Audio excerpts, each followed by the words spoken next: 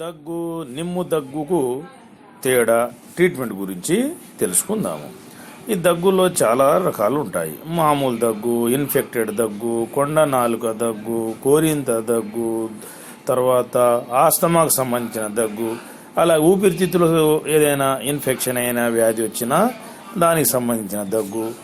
ఇంకొక అంశము నిమ్ము దగ్గు అంటే ఊపిరితిత్తుల్లో నిమ్ము చేరినప్పుడు లేదా ఇన్ఫెక్ట్ అయినప్పుడు, ఇంకా ఇతర వ్యాధులు తగిలినప్పుడు, లేదా టీబీ కావచ్చు, ఇంకా ఇతర వ్యాధులు తగిలినప్పుడు అది ముదిరి సీరియస్ అయిపోతుంది.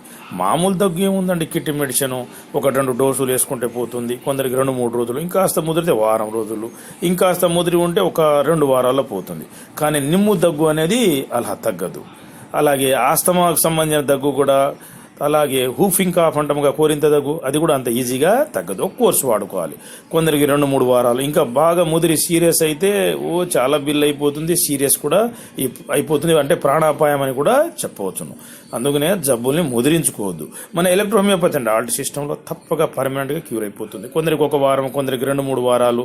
ఇంకా ఈ దమ్ము, దగ్గు, ఆస్తమా, నిమోనియా, టీబీ అంటే ఒక కోర్సు లాగా వాడుకుంటే 2-3 నెలలు పర్మనెంట్గా పోతుంది, ఖచ్చితంగా పోతుంది. ఇది గ్యారంటీ. ఎందరినో బాగు చేసి బతికించడము జరిగినది.